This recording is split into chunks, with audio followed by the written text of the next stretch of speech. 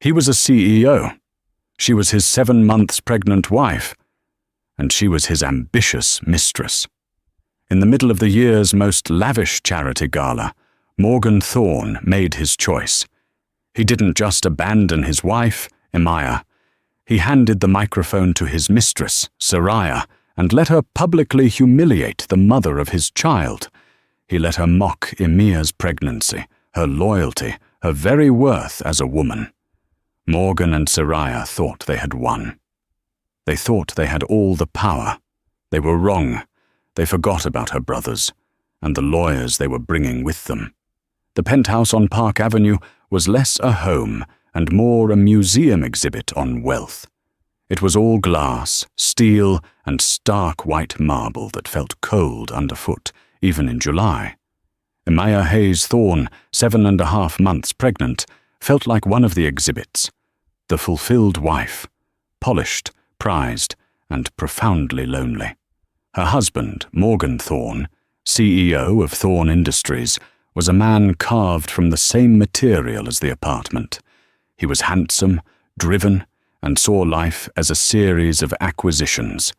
Emiya, he had once told her, was his best merger.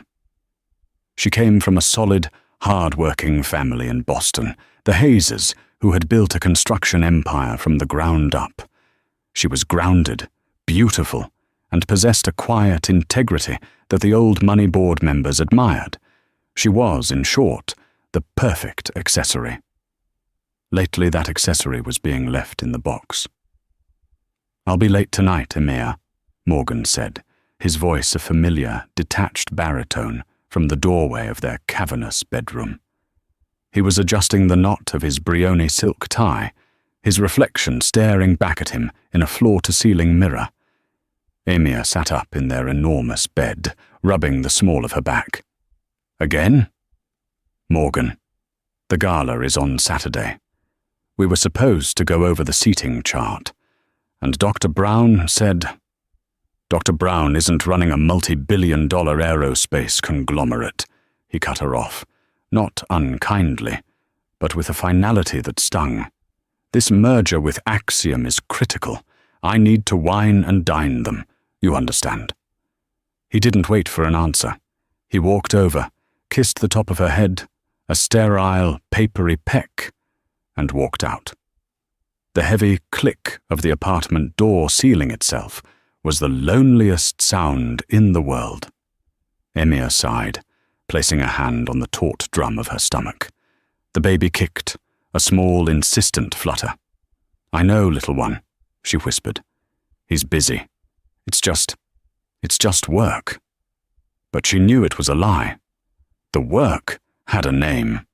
She had found it a week prior on his American Express black card statement, which he'd carelessly left on his desk. It wasn't the dinners at Per Se or the charges from the Four Seasons that caught her eye. It was the smaller, more insidious purchases. A $5,000 charge at Cartier, listed as a love bracelet. A series of dinners at an intimate hideaway restaurant called Le Verre, and then a name on a flower delivery receipt. For Soraya. You were magnificent. Soraya. The name sounded like a hiss. Emiya had Googled her. Soraya Vance. She was new, brought on as a brand strategy consultant for Thorne Industries. She was sleek, sharp, and had the hungry eyes of a predator. Her Instagram was a curated tapestry of borrowed luxury. Morgan's yacht, the view from his private jet, the passenger seat of his Aston Martin. Emiya was not a stupid woman. She was a Hayes. Her brothers, Liam and Connor, had taught her to read blueprints and balance sheets before she could drive. They had warned her about Morgan. "He's not like us, Ellie," Liam, the elder, had said over bourbon at their engagement party. "We build things with our hands. He buys things. Be careful you don't become one of them." She had dismissed it as brotherly overprotectiveness. She loved Morgan. Or at least, she loved the man he had been, the one who quoted poetry in Central Park and swore she was the only real thing in his life. That man was gone, replaced by this cold CEO. She stood and walked to the wall of glass overlooking the city. The lights of Manhattan glittered like a carpet of fallen stars, but they offered no warmth.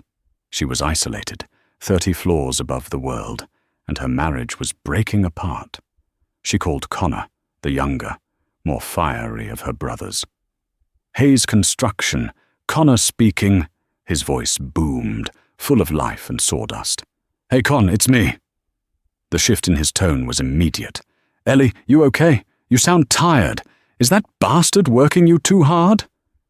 Ymir tried to laugh, but it came out as a sob. No, he's working hard. I'm just pregnant and hormonal. Bullshit, Connor said, his voice sharpening. I know hormonal. This is miserable. What did he do? It's nothing, really. He's just distant. He's working on this new merger with this consultant, a woman named Saraya Vance. There was a dead silence on the line. Ymir could picture him in his office, leaning forward, his good-natured expression hardening into the Hayes face, the one that made contractors nervous. Saraya Vance, he repeated, testing the name. Blonde, sharp nose, looks like she'd shank you for a front-row seat at Fashion Week. Ymir's blood ran cold. You know her? Liam and I ran into her at the LAX private terminal last month. She was hanging all over Morgan. He introduced her as his new head of PR. Liam didn't like the look of her. He had our security guy, Mike, run a background check. Ymir sank onto a plush white sofa. And? She's a shark, Ellie. Leaves a trail of ruined marriages and leveraged buyouts. She's not a consultant. She's a home wrecker with a business degree. Morgan knows exactly who she is. The cold, hard truth of it settled over her, heavier than the baby. He bought her a Cartier bracelet, Con. Another silence, this one more dangerous. Okay, Ellie. Listen to me. Liam's in Tokyo, but he's back Thursday. I'm on a plane tonight. I'll be at the Carlisle by midnight. No, Connor, you can't, Ymir protested, wiping her eyes. The gala. It's the Thorn Foundation's biggest night. It's for the Children's Hospital. I can't make a scene. I don't care about a damn party. I do, she insisted, a spark of her own fire returning. This is my foundation, too. I built it. I won't let her ruin it. I needed to hear your voice. I'll handle Morgan. I'll handle her. I have to be smart about this. Connor was quiet for a long moment. All right, Ellie. We do it your way. For now. But you're not alone in this. You're a Hayes. We don't break. We build and we demolish. You remember that. You call me, day or night, you hear me. The second you need us, we're there. And we won't be coming to talk. They hung up. Ymir looked at her reflection in the dark glass. She looked pale, tired, and very pregnant. But her eyes were her father's. They were her brother's. They were steel. Okay, Saraya, Ymir whispered to the glittering, indifferent city. You want my husband? You want my life? You'll have to come and take it. The attack didn't come head-on. It came, as it always does, with a smile. Ymir's charity luncheon, a pre-gala event for the Foundation's high-level donors, was held at the Modern. It was Ymir's element. She navigated the room with an easy grace, her navy blue seraphine maternity dress, elegant and professional. She was discussing the new pediatric oncology wing when a shadow fell over her table. Ymir, darling, you look absolutely glowing. Motherhood just suits you so well. Ymir turned. It was Saraya Vance. In person, she was even more striking than her photos. She was dressed in a razor-sharp, white Alexander McQueen pantsuit, her blonde hair pulled into a severe, high ponytail. She was a blade in a room of soft fabrics. Saraya. What a surprise.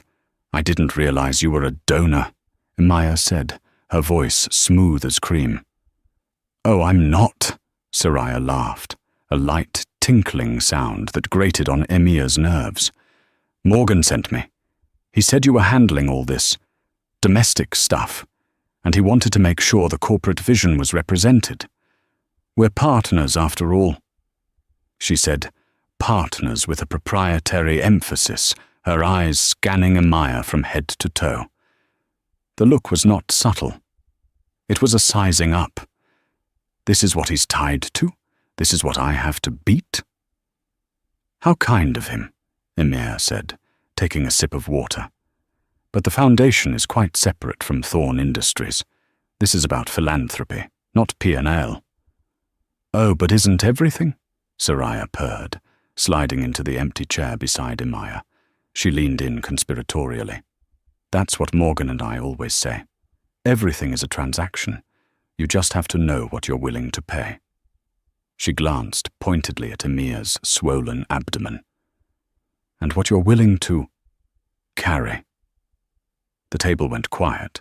The other donors, wives of bankers and tech moguls, suddenly found their salads fascinating. Emir placed her napkin on the table. "Soraya, I appreciate your unique perspective, but perhaps a charity luncheon isn't the best place for a hostile takeover." Soraya's smile widened. She had drawn blood, and she knew it. "You're right. My mistake. I'll see you at the gala, of course. Morgan is having a custom gown made for me. Armani. He's so insistent on the details. He said he wants his partner to shine." She stood up, a vision in white, and glided away, leaving a toxic cloud of Tom Ford perfume in her wake. Emir's hands were shaking. She excused herself and went to the restroom, locking herself in a stall. She leaned her head against the cool marble, breathing deeply.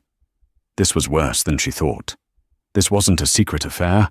It was a public campaign. Soraya wasn't just sleeping with her husband.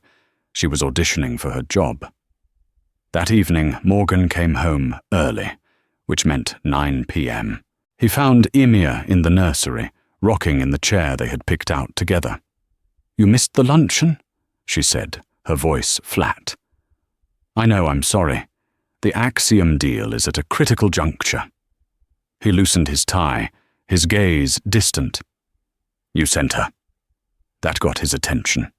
He stopped, his jacket halfway off. "I sent my head of PR to represent the company. Soraya is brilliant. She's increasing our brand visibility by 40%. She insulted me, Morgan, in front of my donors."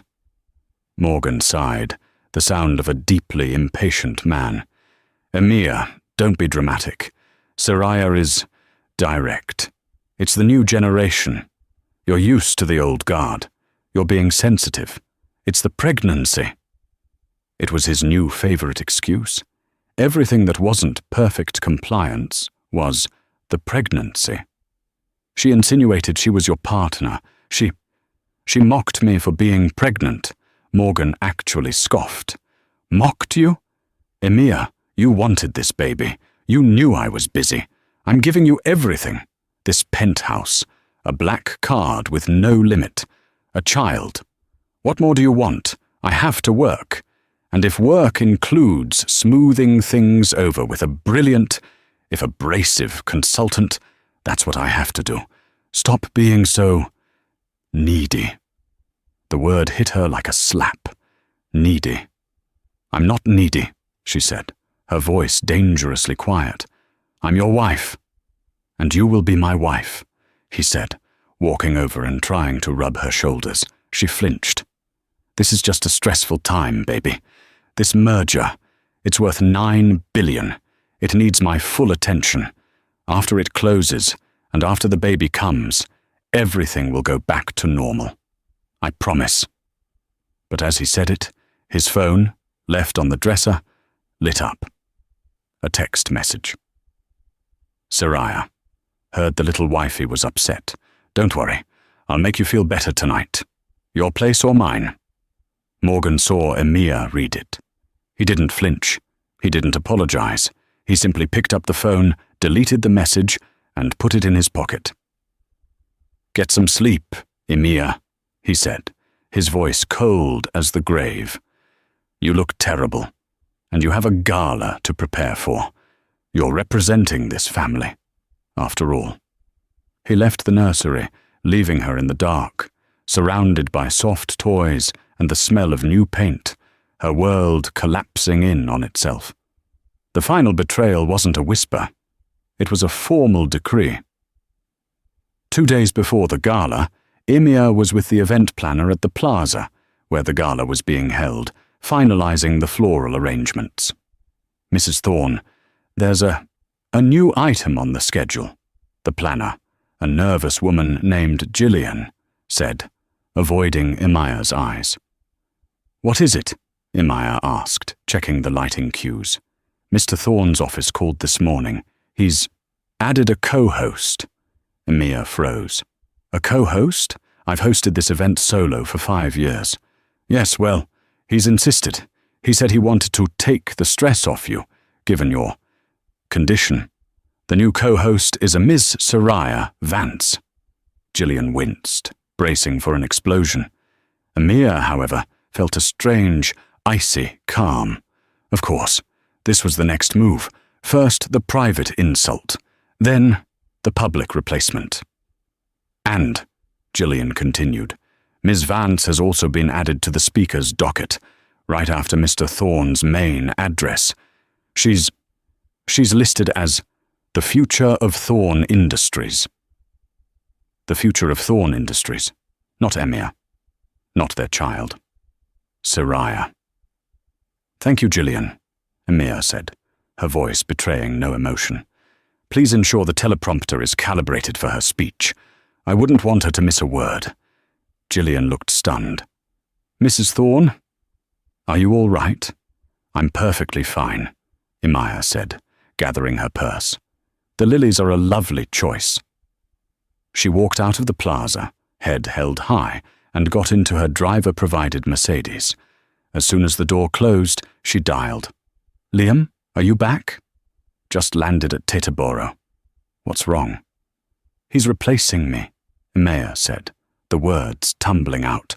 "He's making her the co-host of the gala. He's putting her on stage, Liam, in front of everyone. He's going to humiliate me."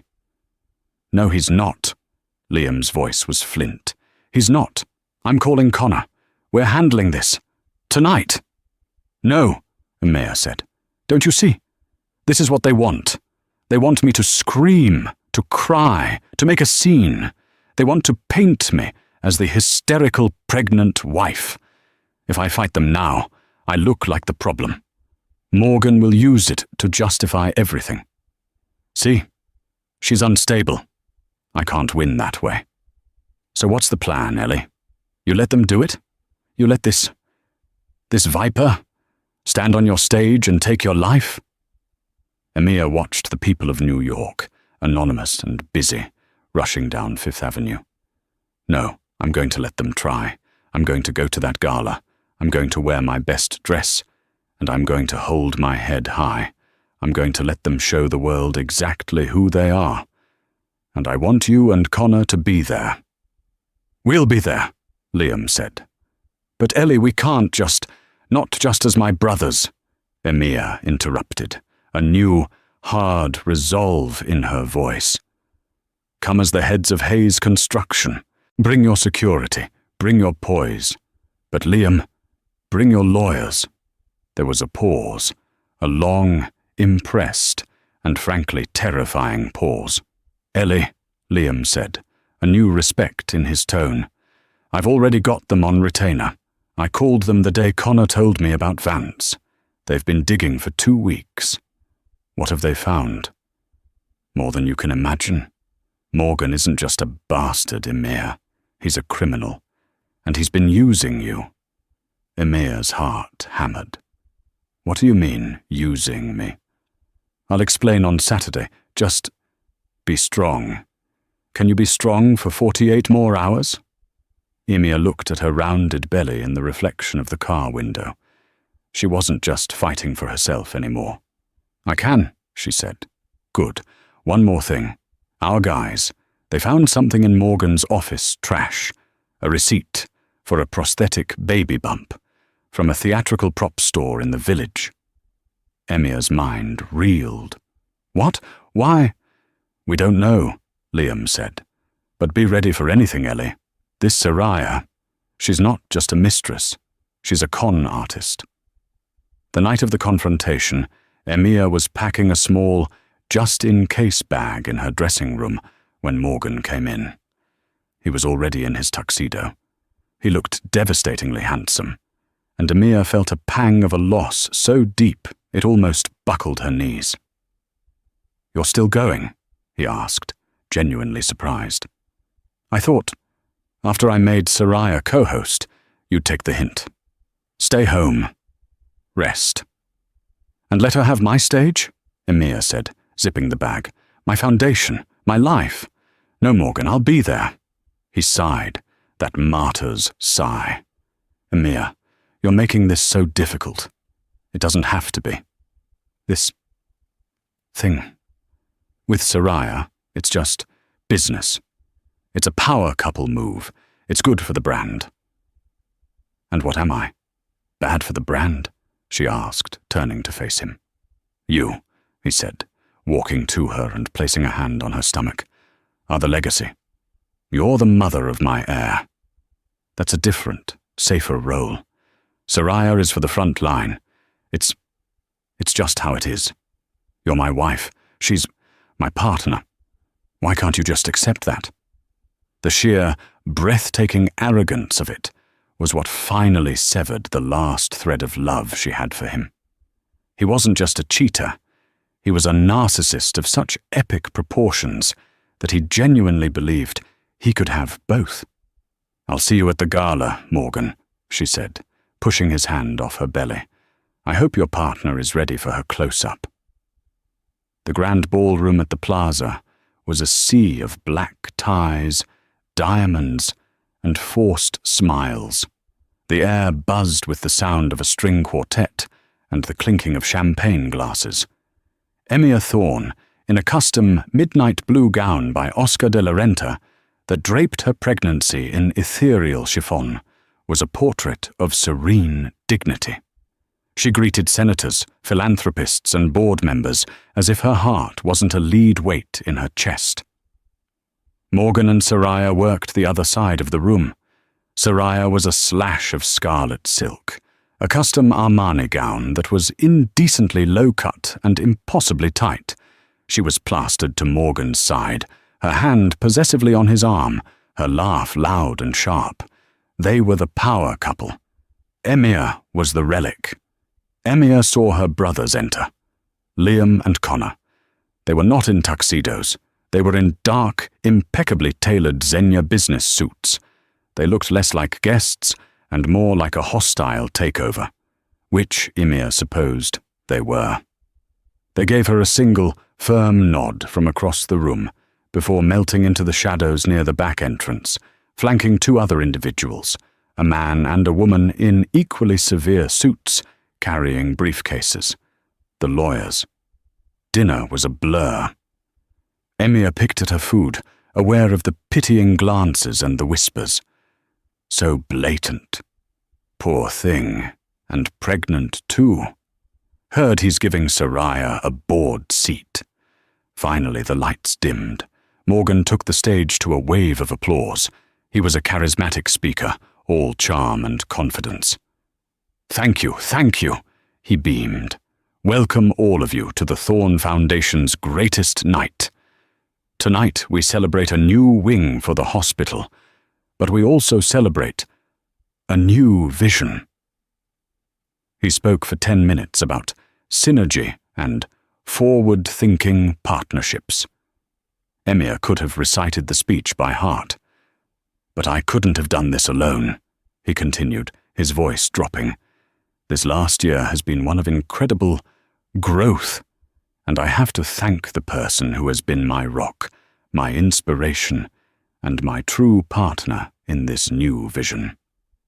A spotlight swiveled. Emir braced herself, expecting it to find her. It didn't. It found Soraya, who was standing near the stage, beaming. "Please welcome Ms. Soraya Vance." The applause was more hesitant this time. Soraya glided onto the stage, took Morgan's hand, and kissed him. It wasn't a peck. It was a long, slow, possessive kiss. Right there, in front of his 7 months pregnant wife and 500 of New York's elite. Cameras flashed. Emir felt the blood drain from her face. "Thank you, Morgan," Soraya cooed into the microphone, her voice dripping with triumph. "Morgan and I believe that the future is about truth. It's about honesty. It's about cutting away the things that no longer serve the vision. The old, the tired, the sentimental." Her eyes found Emir in the crowd. It was a direct hit. "We believe in creating a new legacy," Soraya continued, placing a hand on her own, perfectly flat stomach. "A legacy built on passion and strength, not just obligation." Morgan, standing beside her, just smiled, basking in her. He let her do it. He was letting this happen. "And so," Soraya said, her voice rising, "Morgan and I are so thrilled to make a special announcement tonight. A new video to show you exactly what our new vision looks like." The massive screen above the stage, which was supposed to be showing a heartwarming video of the hospital's patients, flickered. "Hit it," Soraya commanded. The screen lit up. It was not a video of children. It was a slideshow, a photo of Soraya and Morgan on his yacht, her in a tiny bikini, him kissing her neck. A photo of them in his office, after hours, her perched on his desk, a bottle of champagne. A photo of them at Le Verre, him sliding the Cartier love bracelet onto her wrist. The ballroom was in stunned, horrified silence. Emir felt like she couldn't breathe. This was it, the public execution. "But that's not our biggest news," Soraya said, her voice giddy with malice. The final image appeared on the screen. It was a sonogram. "Morgan and I are so excited to announce. We're starting a family too, a real family." The cruelty of it was bottomless.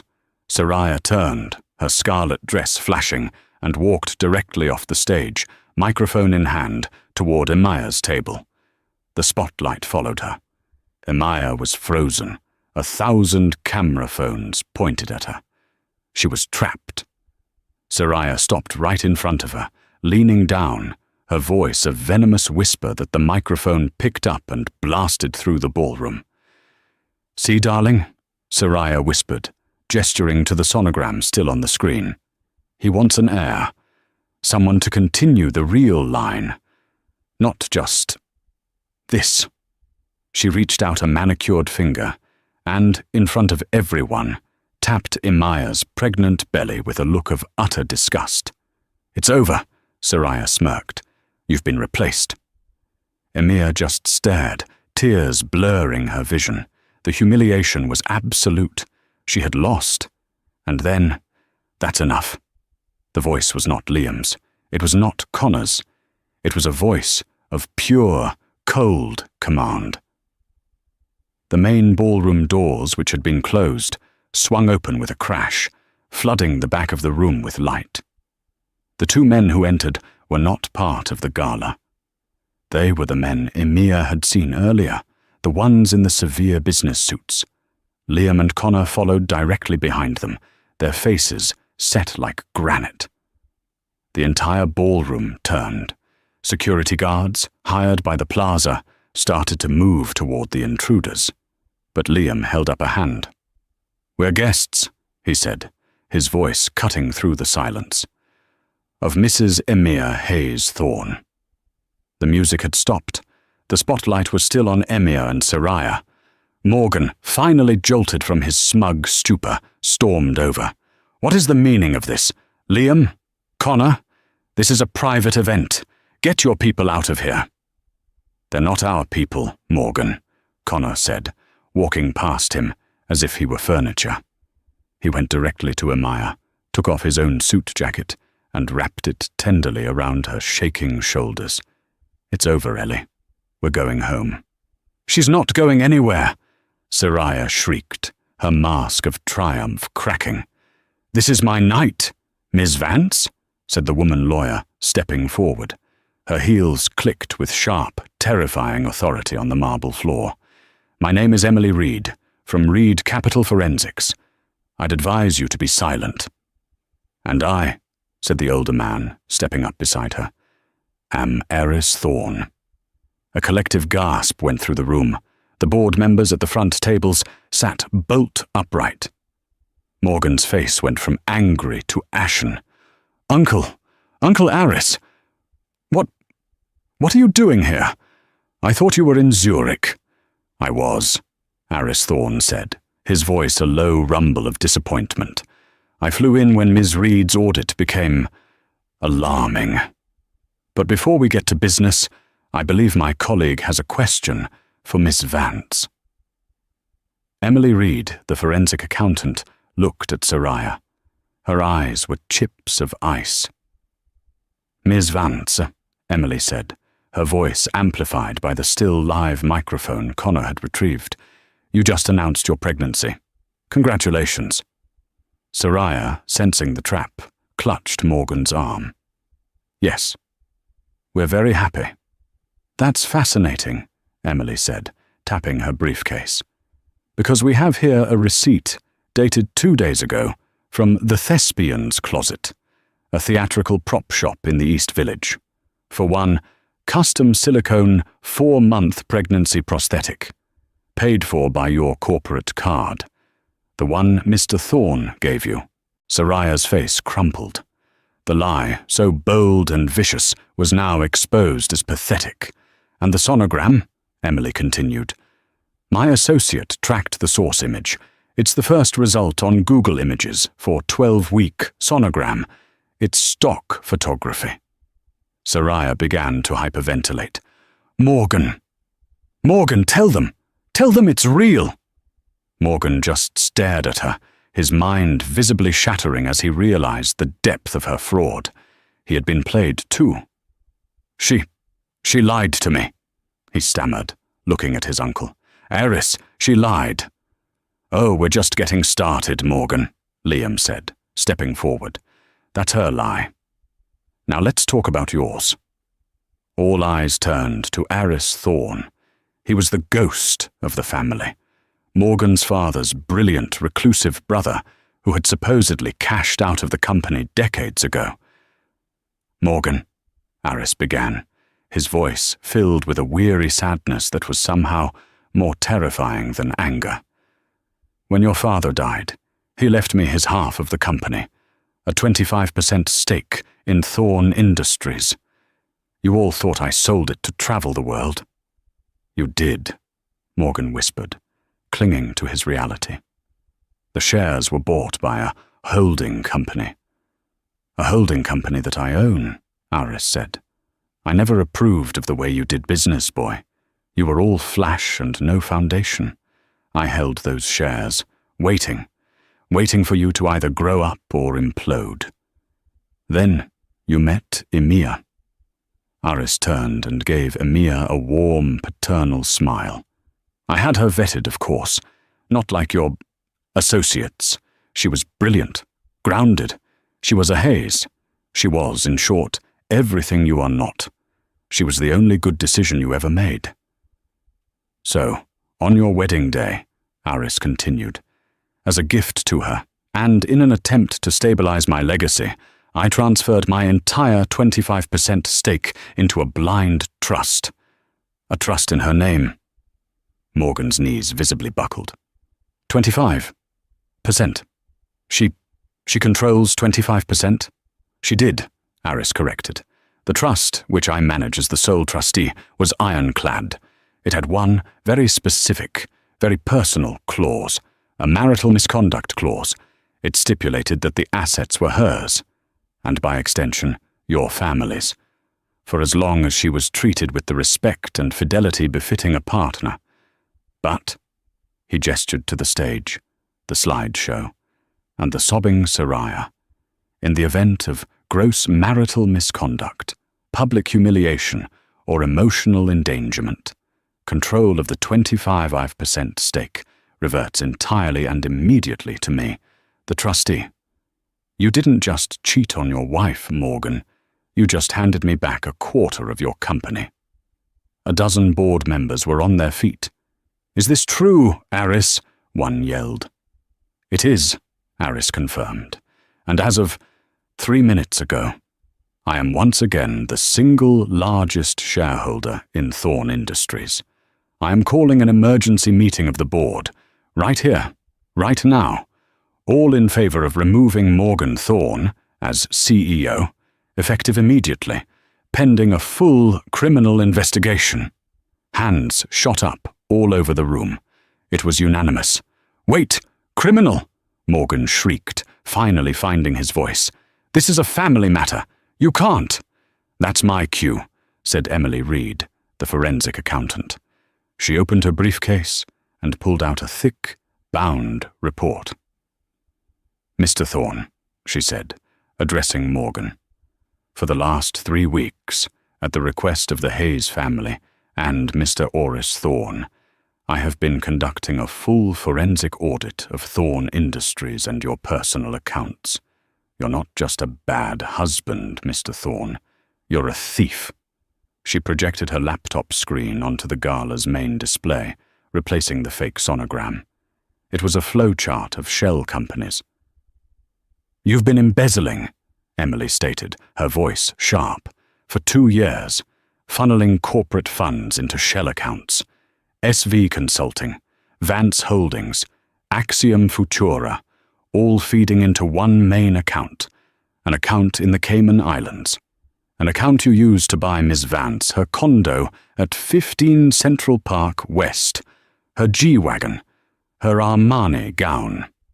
You didn't just bring your mistress to the party, Morgan. You made your wife's foundation pay for her dress." The room was electric with disgust.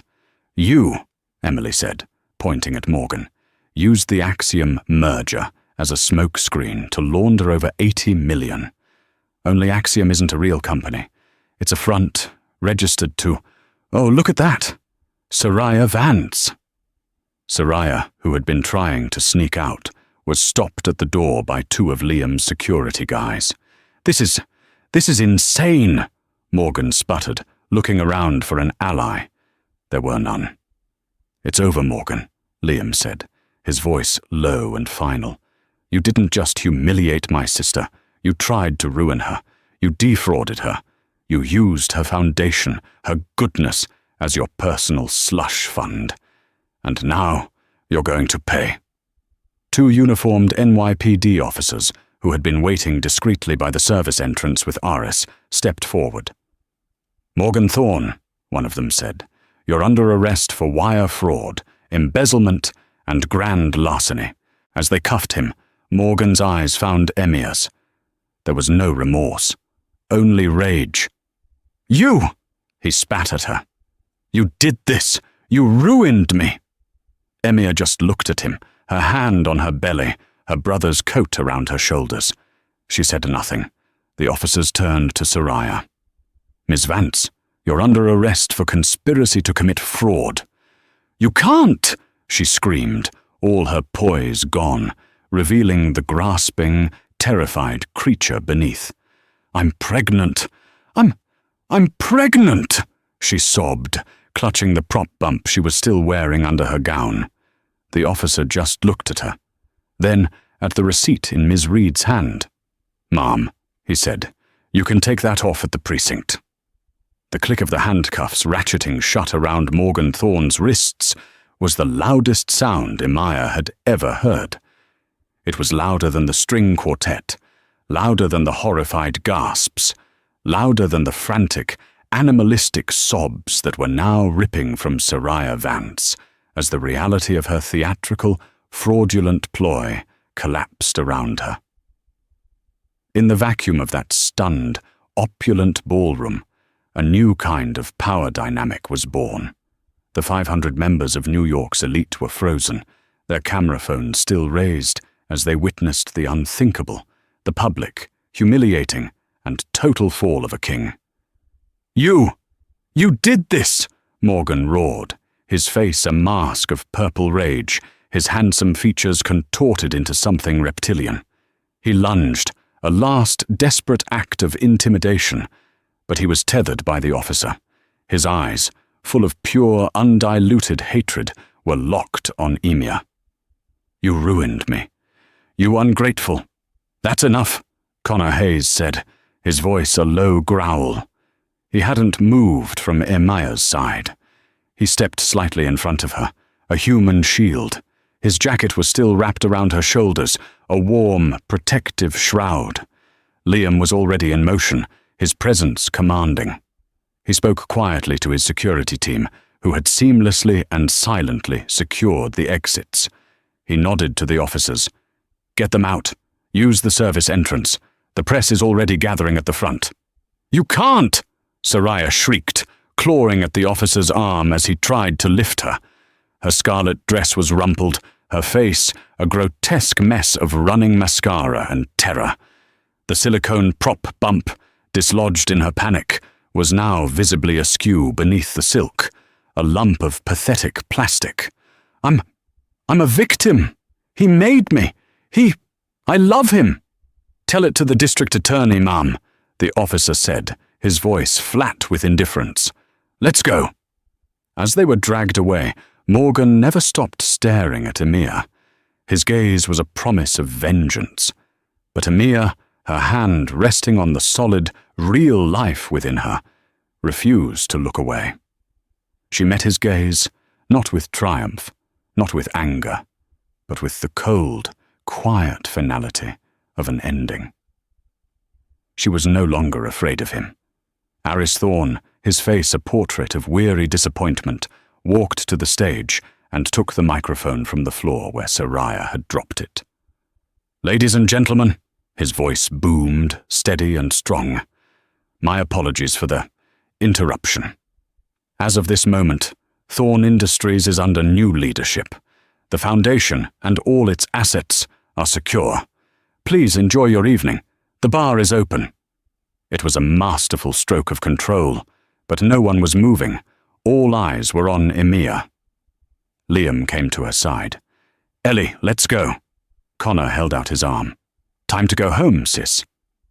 Emir took a deep breath, the first one that didn't feel constricted by fear in over a year. She stood, and the entire ballroom seemed to hold its breath. This was her exit. This was the reverse of the walk of shame. She, Emir Hayes-Thorne, no, Emir Hayes, began to walk. The crowd parted for her like the Red Sea, their faces a mixture of pity, awe, and morbid curiosity. She ignored them all. Her chin was high, her gaze fixed on the doors. She had entered as a prop, an accessory, a victim. She was leaving as the victor. As they reached the lobby, the muffled roar from outside became a cacophony. The press, alerted by an anonymous tip, likely from Liam's team, was a blinding wall of flash bulbs. "Mrs. Thorne, what happened? Did you know he was cheating? Emir, over here." Her brothers formed a tight wedge around her, their broad shoulders blocking the view as they guided her into a waiting, black haze construction SUV. The heavy armored door shut with a solid thunk, sealing out the noise, the city, and the life she was leaving behind. Emir leaned her head against the cool leather, closed her eyes, and for the first time in months, she truly breathed. The aftermath was a media tidal wave. The New York Post, in a moment of gleeful inspiration, dubbed the event the Gala of the Takedown. Morgan and Soraya were the city's new villains.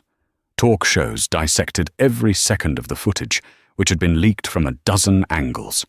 Soraya's fake pregnancy became a national punchline, a meme, the very symbol of desperate, fraudulent ambition. Emir, in contrast, was painted as a figure of quiet, tragic dignity. She was the pregnant princess who had been betrayed, only to be rescued by her Boston Knight brothers and a long-lost, benevolent uncle. The narrative was perfect. But Emir ignored it all. She was in Boston, in the guest wing of Liam and his wife, Sarah's sprawling, warm home in Brookline. The house was all warm woods, shelves overflowing with books, and the smell of fresh coffee and sawdust. It was everything the Park Avenue penthouse was not. It was a home. Her last trip to New York was 2 weeks later, with Liam. They went to the penthouse to retrieve her personal belongings. The apartment, once her gilded cage, now just felt empty. It was a cold, sterile museum to a dead life. She walked past the designer gowns, the vault of jewelry Morgan had gifted her, the priceless art. She packed one suitcase. In it, she put her grandmother's locket, her college textbooks, a few simple outfits, and the things she had bought for the baby. She left her 10-carat engagement ring on the marble nightstand. As she walked out the door, she didn't look back. The legal battle was as swift as it was brutal.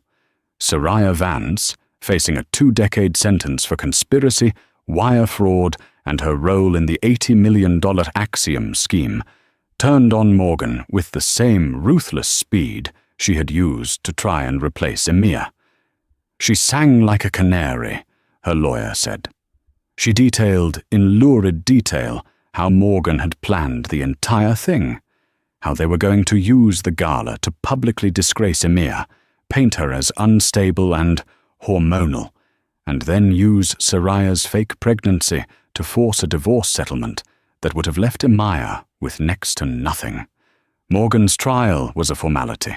Aris, as the new CEO of Thorn Industries, had opened the books completely to the district attorney. Emily Reed's forensic audit was a work of art, a precise, irrefutable map of Morgan's greed. He had tried to blame Soraya, then Aris, and in a final, desperate move, he had his lawyer try to claim Emir was a co-conspirator who had turned on him. The jury was out for less than an hour. Guilty, on all 27 counts. Emir was in the courtroom when the sentence was read. She needed to see it end. The judge, a no-nonsense woman in her 60s, looked at Morgan with undisguised contempt. "Mr. Thorne, you are a man who had everything. A brilliant wife, a child on the way, a billion-dollar company. You had love, and you had legacy, and you chose, out of pure, unadulterated greed, to throw it all away. You stole from your own company, you defrauded your own foundation, and you perpetrated an act of calculated public cruelty against your wife that this court finds utterly sociopathic. You are not just a criminal, sir. You are a coward." He was sentenced to 15 years in a federal penitentiary. As he was led away, his cold, furious eyes found Emir one last time. She simply stood, her hand on her belly, and watched him disappear. The spell was broken. He was just a man, a small, pathetic, broken man. 6 weeks later, Emir's world shifted on its axis. The labor was long, but she was not alone. Sarah held one hand, and Liam, looking more terrified than he ever had on a construction site, was on the other. Connor was in the waiting room, pacing a trench in the linoleum, buying out the entire vending machine in a nervous frenzy. At 3:14 a.m., Emir Hayes gave birth to a healthy, 7-pound, 4-ounce baby girl. "She's perfect," Emir whispered, tears of joy and relief streaming down her face as the nurse placed the tiny bundled child on her chest. The baby had a tuft of dark hair and a hazed chin. "What's her name?" Sarah asked, her own eyes wet. Emir looked at her daughter, this new, tiny person who represented the end of one life and the absolute beginning of another. "Rose," she said. "Her name is Rose." A rose was beautiful and soft, she thought, but it had thorns to protect itself. It was the perfect name. When Liam and Connor were allowed in, these two huge, formidable men who commanded boardrooms and construction crews, they crumbled. Connor, the fiery one, just stood by the door, his hands in his pockets, his eyes shining. Liam walked forward slowly, as if in a daze, and gently touched Rose's head with one thick finger. "Hey there, Rose," he whispered, his voice thick. "I'm your Uncle Liam, and we are going to spoil you rotten." Life found a new, gentle rhythm. Emia's days were filled with bottles, naps, and the overwhelming, profound love for her daughter. She lived with Liam and Sarah for the first 6 months, letting her family's love and support be the balm she needed. The brothers were in a silent competition for favorite uncle, showering Rose with gifts, from gigantic teddy bears to custom-made, bright pink and very tiny Hayes construction hard hats. Emia's divorce was finalized on a quiet Tuesday. Morgan from prison signed the papers without contest. He had nothing left to fight with. The penthouse, the cars, the art, all of it had been seized and liquidated to begin paying back the $80 million he had stolen. When Rose was 8 months old, Aris Thorne came to Boston. He didn't request a meeting at an office. He came to Liam's house for Sunday dinner. He sat on the porch with Emia, looking not like a cutthroat CEO, but like the kind uncle he had become. "The company is stable," he reported, sipping a lemonade. "We've cleaned house. The board is solid. Thorne Industries is actually building things again, not just acquiring." He smiled. "I think you'd be proud. I'm glad, Aris. Thank you." "For everything," Emia said, bouncing Rose on her knee. "I didn't come just to talk business," he said. He reached for his briefcase and pulled out a formal, leather-bound portfolio. He handed it to her. Emia opened it. Inside was a cashier's check. Her breath caught. The check, made out to Emia Hayes, was for $80 million. "Aris, I can't," she stammered. "Emia," he said gently, "this is not a gift. This is restitution. This is the money that was stolen, the money he laundered through shell companies, all of which were legally tied to the assets of your marital trust. Emily Reed's team, in cooperation with the SEC, clawed back every single dime from the Cayman accounts, the sale of Soraya's condo, all of it. According to the federal government, this money was stolen from you. It's yours. It's not Thorne money. It's Hayes money now." Emia stared at the number. 80,000. It was a staggering, life-altering sum. It was the price of her humiliation, her pain, her fear, and now it was her power. "I have one other thing for you," Aris said. "The board and I have officially created a new seat. It's the Emia Hayes Thorne seat, a permanent position in recognition of your resilience. And the 25% stake that started this all. It's yours, Emia. Whenever you're ready.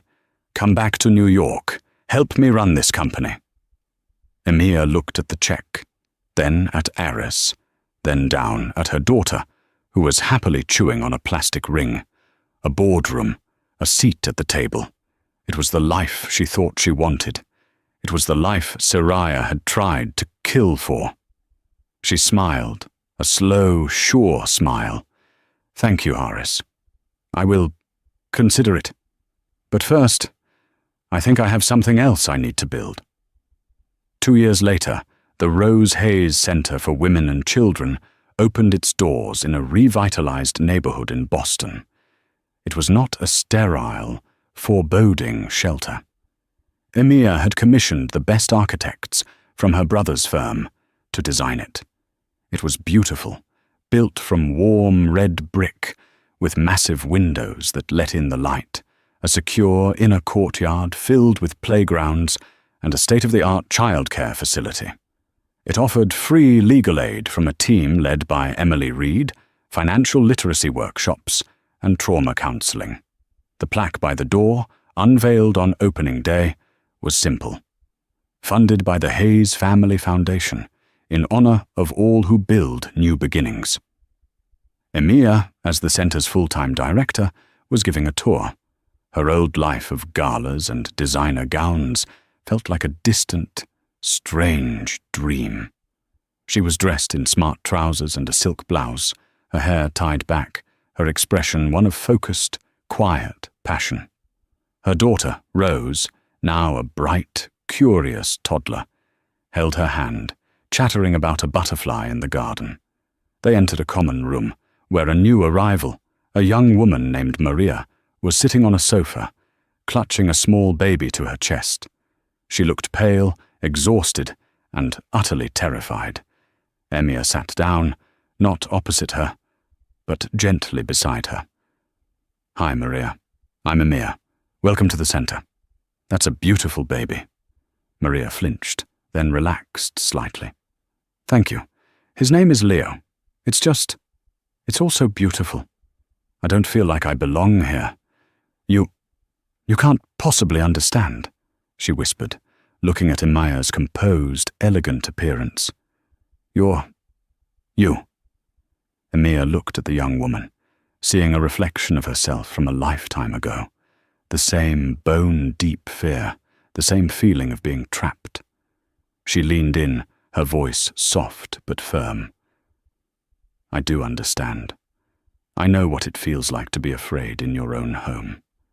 I know what it feels like to have someone try to take your voice, your power, and even your child. I know exactly what it feels like to think your life is over." Maria's eyes widened, her gaze flickering from Emir to the building around them. You built all this?" Emir looked around the bright, safe room, at the playroom filled with toys, at the legal aid office where women were planning their futures. She looked down at Rose, who was now trying to stack blocks on her mother's shoe. She smiled, a real, warm smile that reached her eyes. "I had help. But yes, my family. We're builders." She squeezed Maria's hand. "We know how to demolish a rotten foundation and build something new, something strong, and something that will last. And so will you. Welcome home." The fall was as swift as the betrayal was brutal. Morgan Thorne lost his company, his freedom, and his reputation in a single night. Soraya Vance, the architect of the humiliation, found herself facing fraud charges, her lies exposed to the world. And Emir? She found something more valuable than wealth, her freedom. Surrounded by her brothers and her new baby, she rebuilt her life. Not as a CEO's wife, but as a strong, independent woman. The lawyers her brothers brought didn't just win a case, they delivered justice. What did you think of this karmic takedown? Do you think Morgan got what he deserved? Let me know your thoughts in the comments below. Don't forget to like, share, and subscribe for more stories of justice and dramatic real-life karma.